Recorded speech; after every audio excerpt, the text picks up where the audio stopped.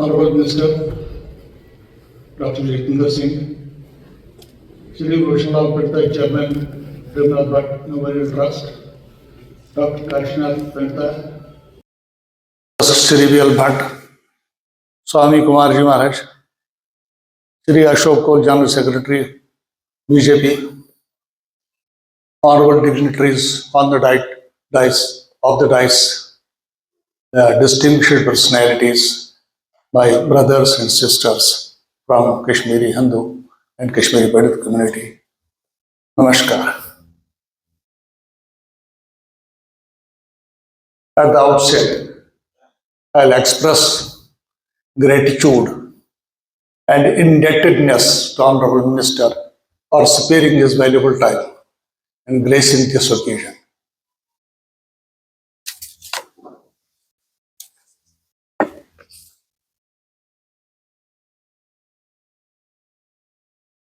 Kashmir has been a cradle of civilization, a seat of learning, where spiritual traditions of Buddhism and Shaivism have developed, progressed, and reached its zenith. That unique Rishi order of Kashmir, which was born out of blending of Vedanta and Sufism, was unique and distinct from all other orders. And it is this order which shaped the life of Kashmiri society and the deep ethos of Kashmiriyat, as we believe in mutual coexistence, communal harmony, and sharing and caring in each other's, all walks of, all aspects of life.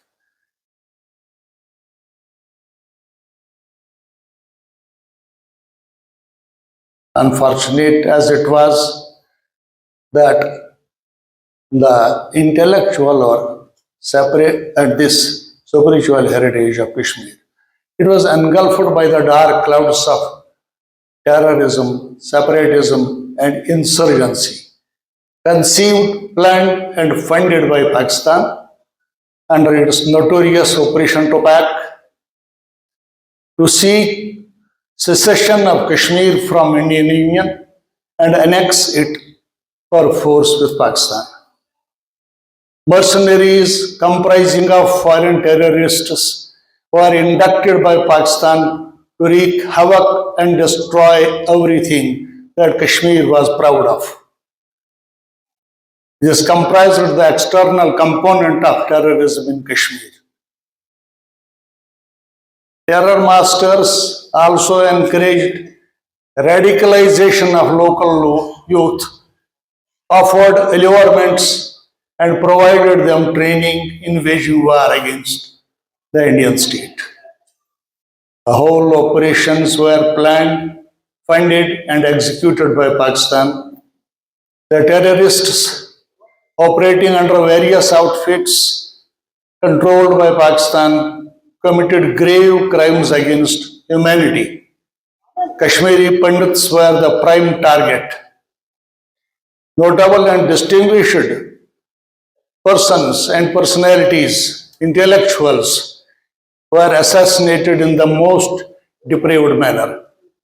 The terrorists demonstrated their savage character, executing members of Kashmiri Pandit community in the most ruthless manner. The minuscule Kashmiri Pandit community, known for fostering tolerance and harmony in Kashmir, was pushed to the wall. Around 700 members of Kashmiri Pandit community were martyred in the most diabolical manner.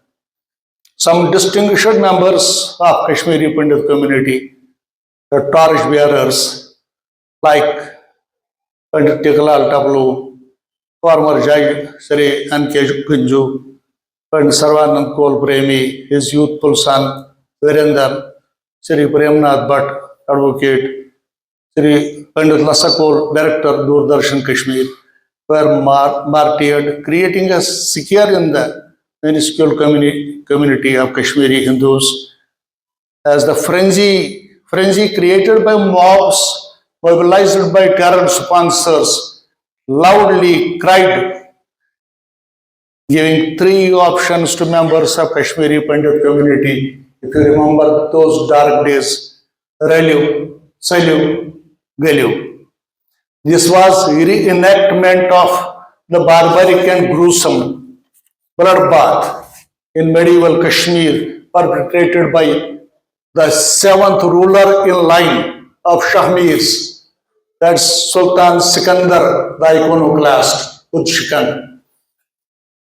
Probably the only difference was that in the times of Sultan, the terror emanated from the ruler.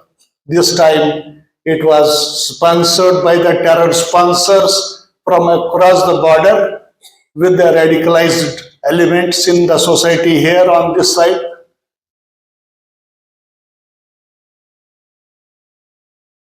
And of course, giving the third option of this third option was absent that time in the times of Sultan.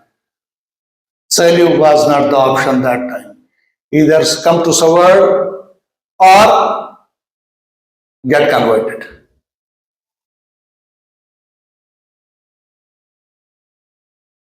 The natives, in the 90s of 20th century, the terror was planned and executed by sponsors of terrorism, both state as well as non-state actors in Pakistan, working in tandem with the internal component comprising of radicalized youth, indoctrinated, trained and funded by Pakistan, with vast majority contributing by maintaining silence and not siding with the victims of terror or even condemning the brutal acts of violence. That was perhaps rubbing salt on the wounds of Kashmiri Hindus. Many people could have been saved who were gunned down had they been removed to hospitals in time. Unfortunate people shut the windows of their houses. They didn't come out. They didn't hide. Maybe out of terror, because they were also terror stricken. Or maybe that there are elements who become compatriots or who become, collaborators in crime by remaining silent and not coming out openly against it.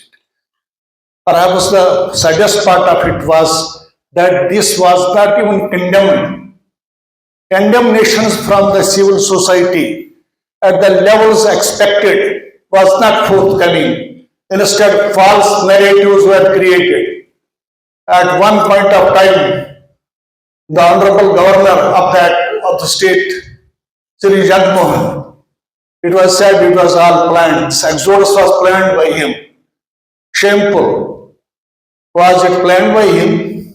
The scare created in the minuscule community by resorting to targeted killing of the intellectuals and those who are the leaders of the community. It's a forced exodus. It forced the people. And then do we forget the pamphlets that were published, that were pasted on the doors of our houses, that were published in Delhi also? It's a just different story that the editor and publisher of that paper he also met the same thing ultimately, because he didn't fall in line, probably maybe at a later point of time.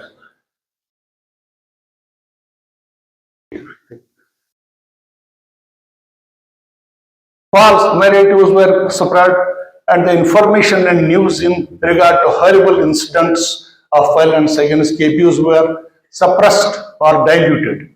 The press and media, both print and electronic, were gagged or forced to the line of terrorists. State apparatus was overtaken and the institutions of the state were practically rendered non-functional. My journalist brothers must be remembering this. The newsroom of Doordarshan Kashmir and the Radio Kashmir, then as it existed then. These were shifted to Delhi. They were operating from Delhi. There was no semblance of authority in Kashmir. Sharia courts were operating underground. That was the situation.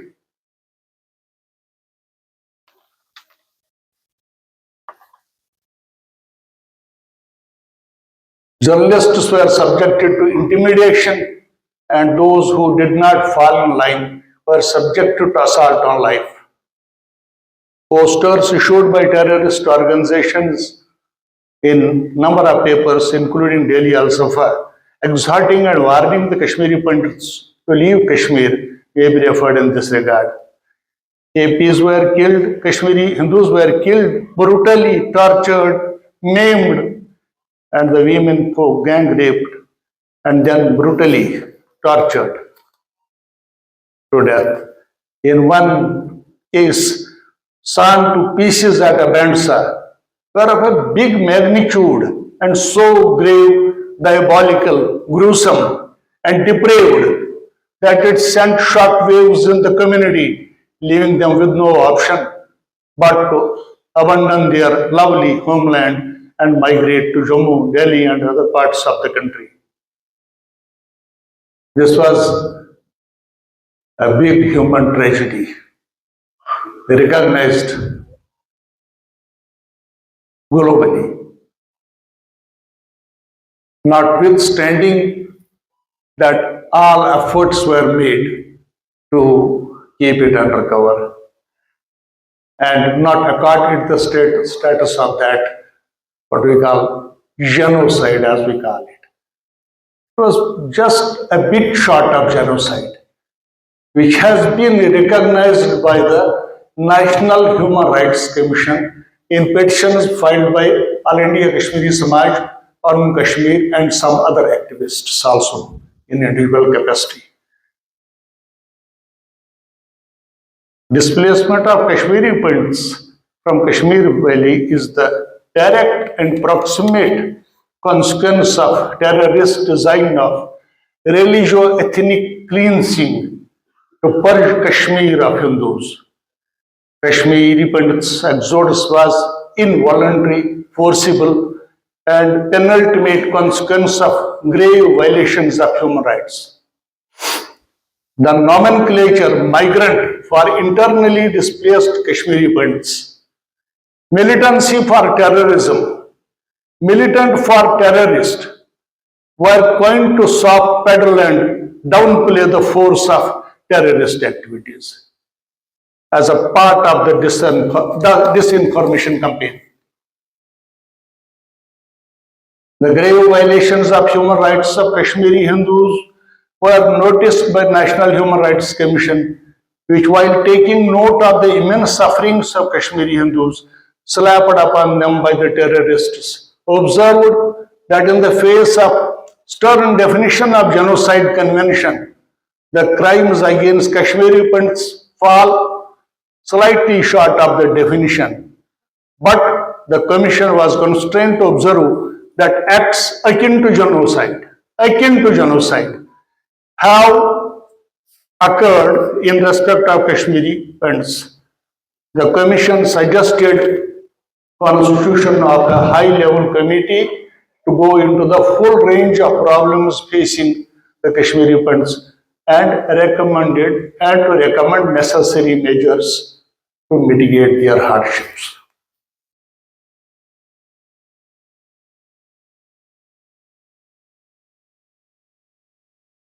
Today we have assembled here to pay our respectful homage to Amar Shaheed and Premnath Bhatt, who was assassinated in broad daylight in the very nascent stages of advent of terrorism in Kashmir. It was a cold-blooded murder of an eminent Kashmiri Pandit who commanded a highly respected position. He was a legal luminary, a journalist, and orator, a nationalist to the core, propagating national integration, a visionary who in all probability had a premonition of the coming events and above all, a secular human being. He was known for his leadership qualities and spoke of impending danger boldly. His martyrdom came to be viewed as ordering of the soul of Kashmiri Hindu community. It was a colossal loss which created a vacuum never to be filled up. Now, this is all part of history. We believe as a community, as integral part of Indian society, to move forward